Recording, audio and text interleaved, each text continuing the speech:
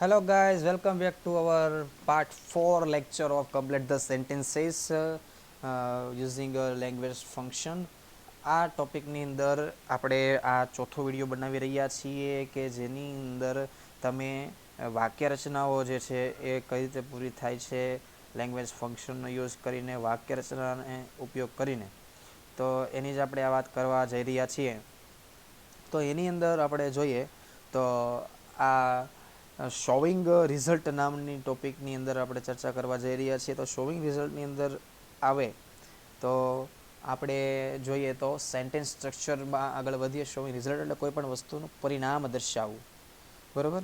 તો આની અંદર તમે જોઈ શકો છો કે વાક્ય રચનાની અંદર 4 ટોટલ વાક્ય રચનાઓ છે અને એ વાક્ય રચના શોવિંગ રિઝલ્ટમાં જોવા જઈએ તો અહીંયા આઈ થિંક ફર્સ્ટ નંબરમાં શોવિંગ રિઝલ્ટ છે ટુ ખાલી જગ્યા ટુ, ઇનફ ખાલી જગ્યા ટુ, સો ખાલી જગ્યા સો અને સચ ખાલી જગ્યા ધેટ વાળી વાક્ય રચનાનો જ ઉપયોગ કરવા જઈ રહ્યા છીએ.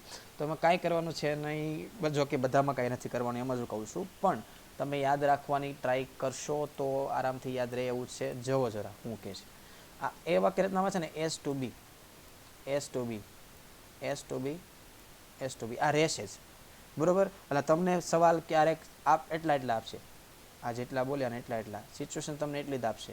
એ સિવાયની તમારી સિચ્યુએશન પાછળની જે છે એ પૂર્ણ કરવાની રહેશે. હવે તમારે વાક્ય રચના યાદ રાખવાનો જે સિલસિલો છે એ અવળો રહેશે અહીંયા સુધી. ક્યારેક વિશેષણ આપી દેશે, ક્યારેક વિશેષણ નહીં આપે, પણ અહીંયા આ લાંબી વાક્ય રચના નથી, ઓપ્શન વધારે છે આની અંદર. એટલે કઈ રીતે જોવો જરા કે એસ ટુ બી પછી છે ટુ, પછી વિશેષણ, પછી V1, ટુ વિશેષણ ટુ. ક્યાંથી કાઢ્યું ટુ વિશેષણ ટુ? અહીંયા ટુ, અહીંયા વિશેષણ અને ટુ. એની પછીનું વાક્ય છે ને એમાં જોજો જરાક, ઇનફ વિશેષણ ટુ આવશે, જોજો. સો વિશેષણ ધેટ આવશે અને સચ વિશેષણ ધેટ આવશે, એમાં કંઈ નવીન નહીં હોય, બરાબર. તો ટુ વિશેષણ ટુ, હવે ટુ આવ્યું, લાસ્ટ વાક્ય રચના જોઈ જેની અંદર TO2 આવતું હતું, તો આ ક્યાં ગઈ હજી અચ્છા ચલો, તો V1 આવતું હતું. સેમ વે અહીંયા પણ TO2 આવ્યું એટલે હું લઈશ V1 અને O.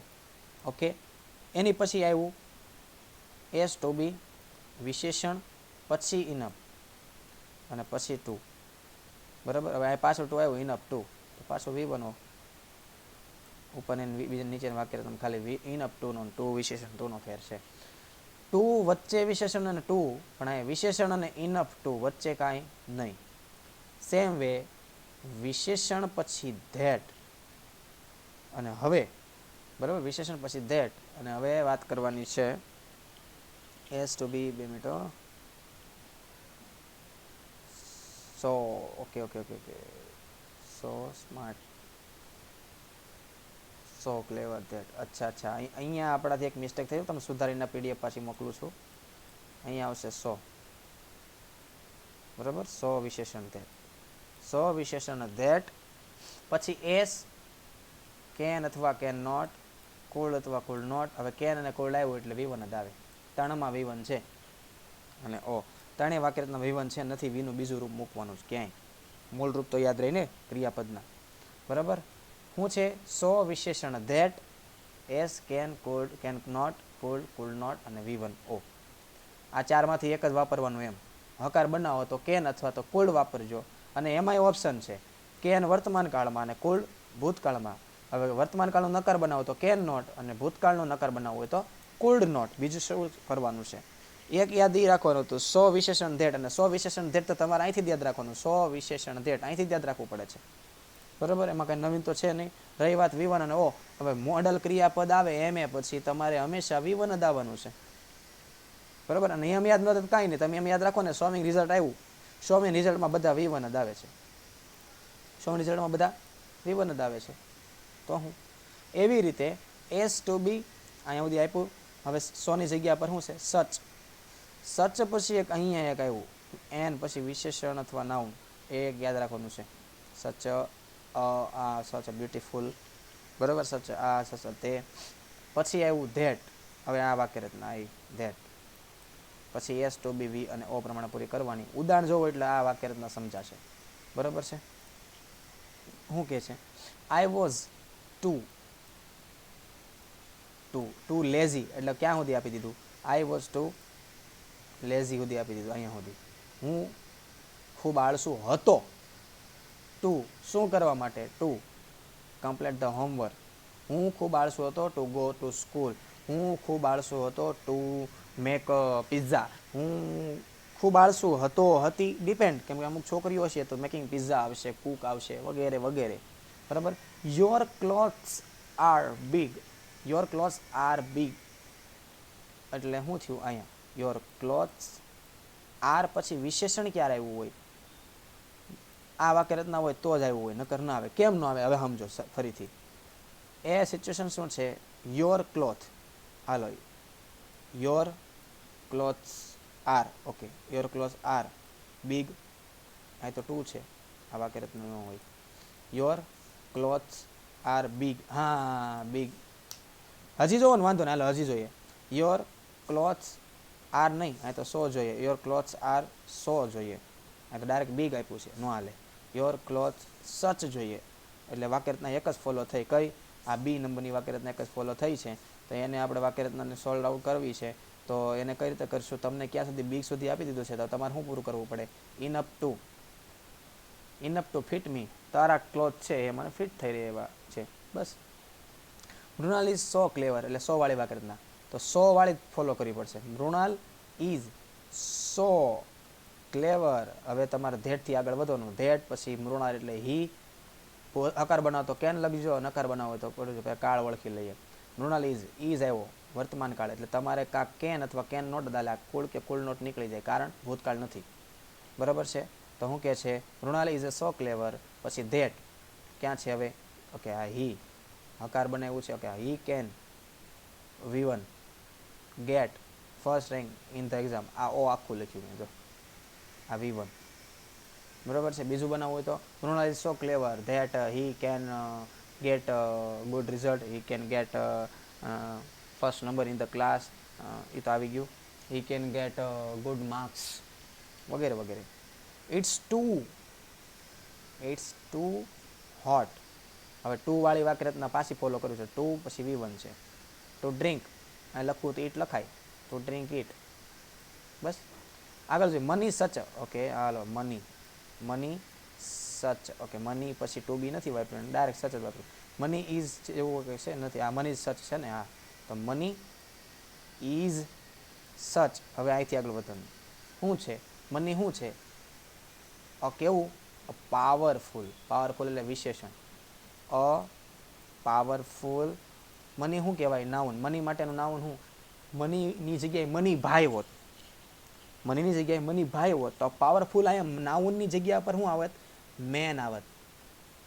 મનીની જગ્યા પર ગોલ્ડ હોત તો વસ્તુ આવત. મનીની જગ્યા ઉપર દાખલા તરીકે કોઈ ડ્રિંકનું નામ હોય, કોલ્ડ ડ્રિંક્સ હોત તો અહીંયા ડ્રિંક આવત. નાઉન જેવું આગળ છે એવું, બરાબર.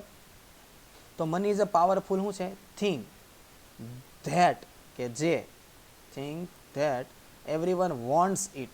Everyone wants it. અહીંયા ગમે લખી શકો. કેમ વોન્ટ્સ લખ્યું મેં? અહીંયા વર્તમાન કાળ છે, તો હું પાછળ પણ વર્તમાન કાળ રાખવાની ટ્રાય મેં કરી છે. તમારથી રહે તો વાંધો નહીં, બરાબર છે. તમે ભૂતકાળ તો લખો તો પ્રોબ્લેમ ન થાય, પણ તોય બને ત્યાં સુધી આગળનો કાળ છે એ ફોલો કરવાનો. જ્યારે કન્ફ્યુઝન થાય ને કે કયો કાળ મારે ફોલો કરવાનો છે, તો આગળની સિચ્યુએશન એ કાળ ફોલો કરી નાખવું, બરાબર. એટલે ત્યારે કન્ફ્યુઝન ન રહે. તો શું છે આ પાવરફુલ થિંગ? અને આની પ્રેક્ટિસ મોર એન્ડ મોર કરશો તો જ મેળ આવશે, બરાબર છે. હું તમને પ્રેક્ટિસના અમુક એક્ઝામ્પલ્સ આપીશ પીડીએફના સ્વરૂપમાં, એટલે તમે મોર પ્રેક્ટિસ કરી શકશો. અને એના રિલેટેડ જેટલા પણ ક્વેશ્ચન થશે ને એ તમે મને જ્યારે આપણે મળશું 31 તારીખે ત્યારે મને પૂછી શકશો, ડોન્ટ વરી, ઓકે. તો પણ તોય પ્રેક્ટિસ તો ઘરે કરવી જ પડશે. એનો અર્થ એવો છે મની ઇઝ ધ સચ. સચ શું છે? આ પાવરફુલ થિંગ છે. મની એટલે થિંગ, આ નાઉન એટલે વસ્તુ, પણ કોની માટે? અહીંયા જે વાપરી છે એની માટે, બરાબર છે. કોઈ પર્સન હોય તો પર્સનનું નામ લખી નાખવું પડે, વાંધો નહીં. ધેટ પછી આ તમારી રીતે બનાવી શકો. અહીંયા શું બનાવવું છે? બધાને જરૂર છે. દિલ્હી ઇઝ ટુ સુધી આપ્યું છે, પછી તમે બિગ લખો, સ્મોલ લખો, એક્સપેન્સિવ લખો, સ્માર્ટ લખો, જે સેવું સિટી લખો એવું, બરાબર. દીપા છે કે સો વાળી વાક્યરચના. સો સ્માર્ટ, સો ક્લેવર, સો ટોલ, સો થીન, સો ફેટ, વગેરે વગેરે ધેટ, પછી સો પછી શું છે, સો વિશેષણ, પછી ધેટ પાતળો છે જેથી કરીને આમ કરી શકે છે, ઊંચો છે જેથી કરીને આંબેથી કેરી ઊભો તોડી લે છે. ઇટ્સ અપ ટુ યુ યાર. Okay, and now money is સચ અ પાવર, સોરી મની વાળું નથી, સોરી, ધ સ્ટુડન્ટ્સ આર. હવે આ આર સુધી આપ્યું છે તો તમે બધી વાક્યરચના ફોલો કરી શકો. જેમ કે અહીંયા સુધી આપ્યું છે તો એની રાઈટ સાઈડનું બધી વાક્યરચના ફોલો કરી શકો. એણે એવું નથી કીધું પ્રોપર, એને કાઉન્સમાં ખાલી એટલું જ લખ્યું છે શોવિંગ રિઝલ્ટ. હવે શોવિંગ રિઝલ્ટની ટોટલ તમારી પાસે 4 વાક્યરચના છે તો તમે એની કોઈ પણ વાક્યરચનાનો ઉપયોગ કરી શકો છો. બરાબર છે? તો આઈ હોપ કે તમે પૂરું કરશો. Okay, the students are, the child is.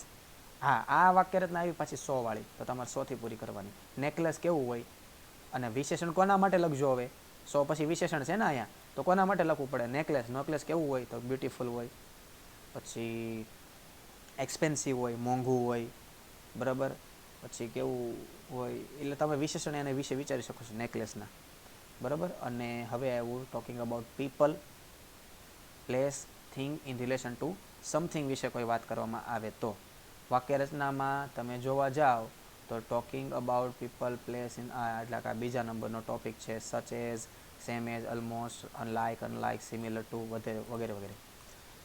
Like અથવા તો અનલાઇક એક નામ હશે, પછી એસ ટુ બી વી ઓ. હમણાં કઈ રીતે પૂરી કરવાની એક્ઝામ્પલમાં જોઈએ. S to B V, S to બી આ હશે જ. સચ એન નાઉન, એટલે કે આની જેવી જ છે. જો સચ એન પછી નાઉન, બરાબર છે. પણ અહીંયા ફેર છે એઝ, એસ ટુ બી વી ઓ. અને એવી રીતે સેમ નાઉન એઝ ઉપર જેવી છે, કાંઈ બીજું યાદ રાખવાનું નથી. જોવો જરાક. લાઈક માય સિસ્ટર, મારા બેનની જેમ જ. આઈ ઓલ્સો લર્ન જર્મન, આ આપણે બનાવવાનું છે. I also learn German like મારી બેનની જેમ જ હું કુકિંગ શીખું છું, મારી બેનની જેમ જ હું ઇંગ્લિશ બોલું છું, મારી બેનની જેમ જ હું જર્મન શીખું છું, મારી બેનની જેમ જ હું બ્યુટી પાર્લર જાઉં છું. ના આવે, આવું ન લખતા. અનલાઇક અંકલેશ્વરની જેવું નહીં. Anand is a not industrial city. Unlike આવે ને એટલે તમે નકાર વાક્ય બનાવી શકો છો. અનલાઇક આવે એટલે નકાર વાક્ય રચના બનાવવાની. અનલાઇક અંકલેશ્વરની જેમ, આનંદ ઇઝ નોટ ઇન્ડસ્ટ્રીયલ સિટી. અંકલેશ્વરની જેમ નહીં, આનંદ જ ઇન્ડસ્ટ્રીયલ સિટી નથી. હવે આવ્યું આઈ સો સચ. આઈ ટુ બી નથી, ઓકે, સચ. આઈ સો સચ અ પેઇન્ટર, હું એક એવા પેઇન્ટર. પછી નાઉન તરીકે મેં પેઇન્ટર લીધું. નાઉન તરીકે હું કાર લઈ શકું. નાઉન તરીકે હું લઈ શકું પરફોર્મર. નાઉન તરીકે હું લઈ શકું ડૉક્ટર, વગેરે વગેરે. આઈ સો a doctor, I so a painter, આઈ સો સચ અ કાર, આઈ સો સચ અ બાઇક, આઈ સો સચ અ હાઉસ. પછી આવ્યું as, okay. He could work, બરાબર. હી કુડ વર્ક, જેને ટુ બીની જગ્યાએ કુડ વાપર્યું છે. He could work 15 hour in the day. આ જગ્યાએ હું એમ લખી શકું એઝ આવવું જોઈએ. પછી તમે તમારે જે લખવું એ લખો. એઝ આઈ સો પેઇન્ટર અથવા I saw actor as he perform well. I saw actor as I saw cricketer as he practice 15 hour in a day. As he hitted 100 century in his career, વગેરે વગેરે, બરાબર. એના કેરિયરની અંદર 100 સદી ઓ મારી છે. આઈ સો સચ અ પેઇન્ટર આવી ગયું. ધીસ ઇઝ ધ સેમ, શું છે same? Noun. This is the same bike, this is the same house, this is the same villa, this is the same society, this is the same swimming pool, this is the same road, this is the same highway. આ તમારી ઉપર છે, બરાબર. This is the same chapter, okay. This is the same temple, બરાબર. પછી as, same નહીં, same, as. હવે તમારી ચલાવવાની છે. એઝ પછી we have read in the training. આ એ જ ચેપ્ટર છે જે આપણે ટ્રેનિંગમાં જોયું હતું. આ એ જ મકાન છે કે જેમાં આપણે પહેલાં રહેતા હતા. આ એ જ બાઇક છે જે ખૂબ જ મોંઘી છે. આ એ જ બાઇક છે કે જેને મારે ખરીદવી છે. તો આપણે લખી શકાય વી વિલ બાય ઇટ, કે જેને મારે ખરીદવી છે. This is the same, this is the same, this is the same. આ હોય છે તે સેમ આવ્યું. સેમ પછી તમારે હાથે તમે નાઉન લખી શકો. ગાડી વિશે લખવું તો ગાડી, વાઇફ લખવું તો વાઇફ, તમારી ઉપર છે ભાઈ. ઓકે, ઇન્ટરનેટ ઇઝ સચ અ યુઝફુલ. હવે અહીંયા છે ને સચ આવ્યું, સચ પછી યુઝફુલ આપી દીધું. એનો અર્થ એવો થયો તમને સચ અ યુઝફુલ શું છે? નાઉન લેવું પડશે. યુઝફુલ શું છે? ટૂલ. હા, ટૂલ કહેવાય. ઇન્ટરનેટ ઇઝ સચ અ યુઝફુલ ટૂલ. ટૂલ પછી શું લખાય? એઝ. હવે એઝ પછી હું લખું છું ને તમારી ઉપર છે. હવે જો એટલું મેં તમને કહી દીધું કે ઇન્ટરનેટ શું છે? એક ટૂલ છે. ઇન્ટરનેટ ઇઝ સચ અ યુઝફુલ ટૂલ કે જેથી તમે શું કરી શકો? તમારી ઉપર છે. લાઈક ગાંધીજીની જેમ જ હું સત્યને ફોલો કરું છું, હું અહિંસાને ફોલો કરું છું. ગાંધીજીની જેમ જ હું ખાદી અને ધોતિયું પહેરું છું. હોય ઘણા, આપણે એવું કાંઈ ન હોય. અનલાઇક માય કઝિન, મારા કઝિનની જેમ હું તોફાન કરતો નથી, હું નોટી બોય નથી. મારા કઝિનની જેમ હું સક્સેસ નથી, મારા કઝિનની જેમ હું આમ નથી. તે નકાર બનાવવાનો ને અનલાઇક છે. This is the same. જો સેમ ઉદય આપ્યું, હવે તમે બાઇક લ્યો, ઘર લ્યો, ગર્લફ્રેન્ડ વાઇફ લ્યો, up to you. Okay, next socks part. હવે જોઈએ 16 રિપોર્ટિંગ. અરે વાહ, રિપોર્ટિંગ આવે એટલે શું આવે?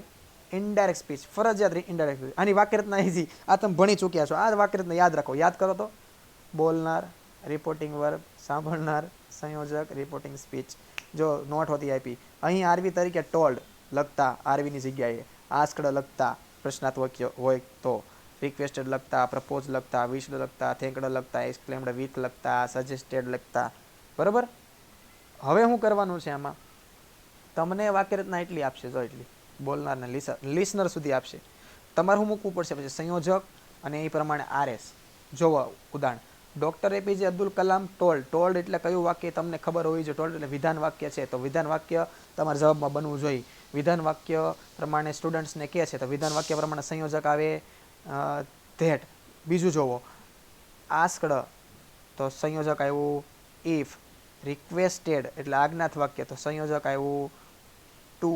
એક્સક્લેમ્ડ વિથ એટલે આવ્યું ઉદ્ગાર વાક્ય, તો સંયોજક આવ્યું છે ધેટ. હવે પાછળની સિચ્યુએશનને પછી બનાવતા આવડી જોઈએ ને.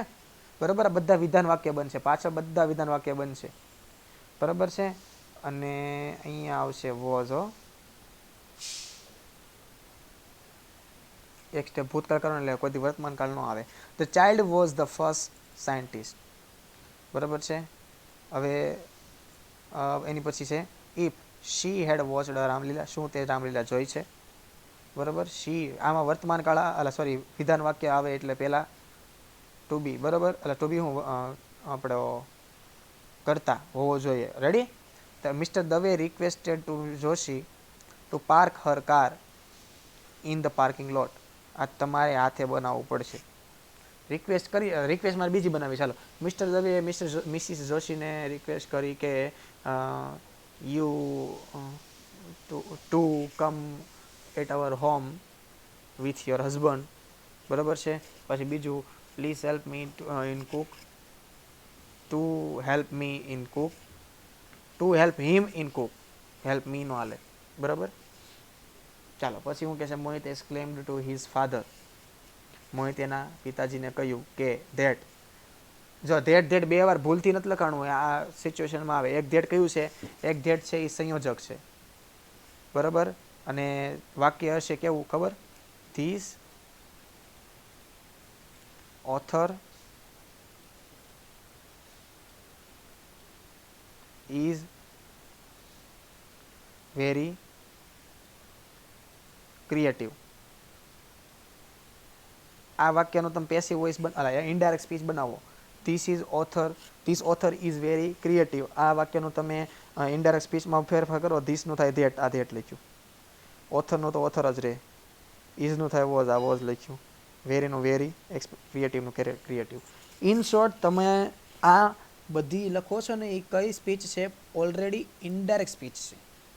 બરાબર. એટલે સંયોજક બધાને યાદ રાખવા પડશે ને. આ વાક્યરચના તમે ઓલરેડી યાદ કરી ચૂક્યા છો. આની માટે મજૂરી કરાય નહીં. આ વાક્યરચના તમે ઓલા કોષ્ટકમાં ઇનડાયરેક્ટ સ્પીચના નિયમો પાકા હોય ને તો તમારી માટે રિપોર્ટિંગ નામનું ફંક્શન રમતવાત થઈ ગયું કહેવાય. બરાબર. હવે ખાલી એ ઇનડાયરેક્ટ સ્પીચની પ્રેક્ટિસ કરો. એટલે મેં તમને હંમેશા કીધું છે, ગ્રામર આપણું એક ટોપિક બીજા ટોપિક આરે છે ને લાગતું વળગતું દશે સંલગ્ન હશે. એને એકબીજા આરે લેવા દેવા જ હોય. એટલે ગ્રામરનો આ ટોપિક એ ટોપિક સાથે સંકળાયેલો છે એમ કહી શકું હું, ડાયરેક્ટલી કે ઇનડાયરેક્ટલી રીતે. બરાબર. બોલનાર સ્પીકર અને લિસનર આપશે, પછી સંયોજક તમારે કયું મૂકવું તમારી ઉપર છે. ટોલ આવે છે ધેટ મૂકશું, એ તમને યાદ હોવું જોઈએ ઓલા કોષ્ટકમાં. બરાબર. એટલે આ મારે વધારે સમજાવવાની જરૂર નથી. ઓકે. અને ઇનડાયરેક્ટ સ્પીચની PDF તમને મળી જશે, પેલી પ્રેક્ટિસની જે મારથી રહી ગઈ હતી, ભૂલાઈ ગઈ હતી મને સેન્ડ કરવાની. આઈ હોપ કે અત્યાર સુધી તમને મળી ગઈ હશે. અને નાવ છે 17મું, એક્સપ્રેસિંગ અથવા તો શોવિંગ રીઝન. એક્સપ્રેસિંગ અથવા શોવિંગ રીઝન. રીઝન એટલે કારણ. કારણ માટે શું આવે? સિચ્યુએશન 1 અને સિચ્યુએશન 2. વાય, બીકોઝ અને સિન્સ અને એઝ. આ ચારમાંથી કોઈ પણ એક શબ્દ તમે મૂકી શકો. જેમ કે જુઓ, do you know the reason? તમે જાણો છો વાય હી ઇઝ એબસન્ટ? વાયથી. આઈ મિસ બસ બીકોઝ, કારણ કે આઈ ગોટ અપ લેટ. આ તમારી ઉપર છે. સિચ્યુએશન બીજી તમારે ગમે એ કારણની બની શકો. આગળ મિસ્ડ છે તો અહીં ગોટ લખ્યું, નકર ગેટ લખે. Ram will fail in exam since he is a careless. Ram છે એ ફેલ થયો કેમ કે એ કેરલેસ હતો, કેરલેસ છે. Om is working hard as he has exam, કારણ કે એને એક્ઝામ છે. You should not take sugar. તમારે શુગર લેવી ન જોઈએ. બીકોઝ, એઝ, જે મૂકવું એ ચારમાંથી જે મૂકીને તમે શું કામ ન લેવી જોઈએ તમને કારણ હોવું ખબર હોવી જોઈએ. એનું અંગ્રેજી બનાવવાનું. Because it's harm our body, because it's reason for diabetes. અને મોહિત વોઝ સાયલન્ટ. એ શાંત છે, બાપાએ માર્યો હશે એવું હશે કે હશે શું ખબર. બીકોઝ તમારી ઉપર.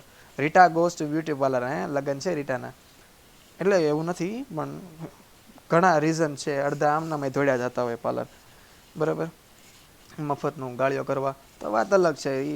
એ છોકરીને સારું આવડે. એટલે ગાળ્યો કરવાનું નહીં, બ્યુટી પાર્લરમાં જવા માટેનું રીઝન. આપણે જવાબ આપણે હોશિયાર બનવાનું છે. આપણે બ્યુટી પાર્લરવાળા ગાળિયા કરવાવાળી વાત નથી. પણ Rita goes to beauty parlour કંઈક રીઝન હશે. બીકોઝ, બીકોઝ લખો, વાય લખો, વાય નો હાલે, બીકોઝ લખાય, સિન્સ લખાય ને એજ લખાય. બરાબર. આગળ જોઈએ. છેલ્લો ટોપિકનો છેલ્લો લેંગ્વેજ ફંક્શન. અને 18 વાક્ય રચના જો આવડી જાય તો કમ્પ્લીટ ધ સેન્ટેન્સમાં મને નથી લાગતો તમને ક્યાંય પણ તકલીફ પડશે. અને આની પ્રેક્ટિસ હું આની પછીના લેક્ચરમાં હું ભણાવવાનો છું. એટલે તમે પ્લીઝ આની પ્રેક્ટિસ જે છે એના વિડીયાને વ્યવસ્થિત જોશો અને આ બધી વાક્યરચના ત્યાં સુધીમાં લર્ન કરી શકશો, લર્ન કરી નાખશો, જેથી કરીને તમને એ ટોપિક અને વાક્ય સમજવામાં ઇઝી પડે. સેન્ટેન્સ સ્ટ્રક્ચરની અંદર શું છે? કાંઈ નથી. All passive voice sentence structures.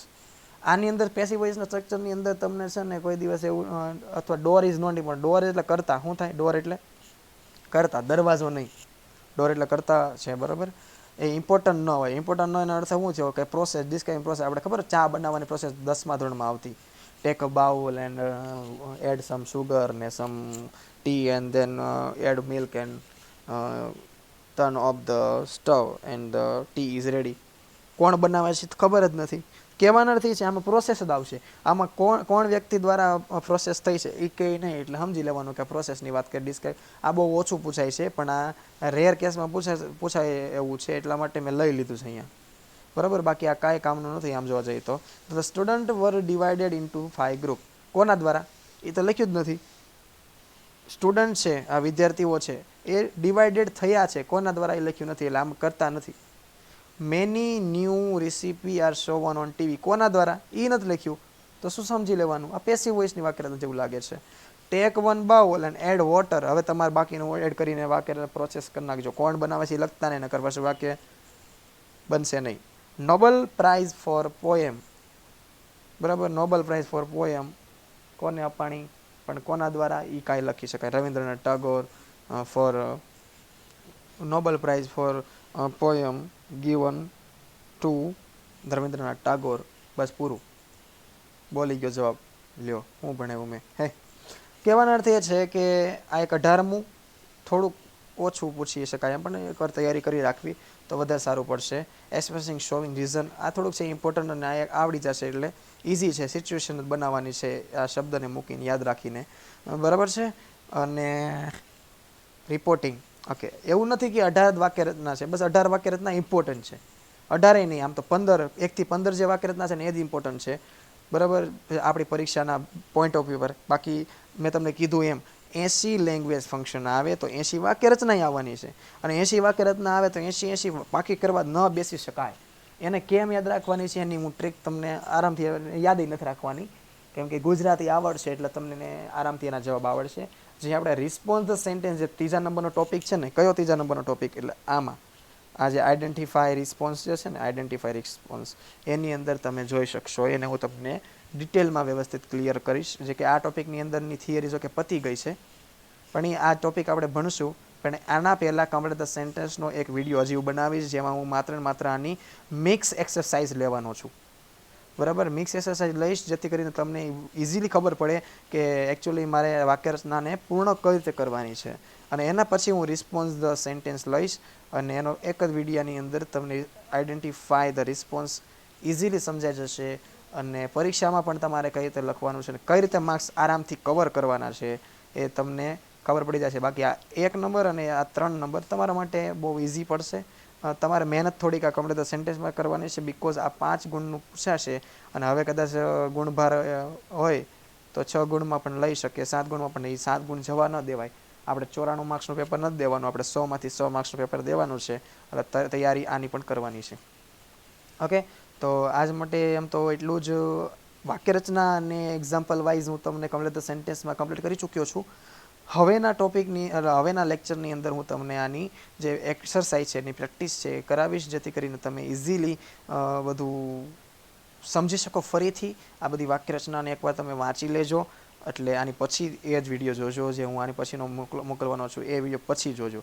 પણ તમને આ વાક્યરચના આવડશે તોય તમને સમજાશે. જોકે હું આ પીડીએફનો યુઝ કરીશ જ ફરીથી તમને વાક્યરચના સમજાવવા માટે, પણ છતાંય તમે પ્લીઝ એકવાર યાદ રાખી દીધી હશે અથવા તો થોડી ઘણી પણ યાદ હશે તો તમને એની પછી આની પછીનો વિડીયો સમજવામાં બહુ જ આસાની રહેશે. અત્યાર માટે એટલું જ. હવે રજા લઉં. Thank you so much for peaceful listening to me. Have a great Christmas. Thank you.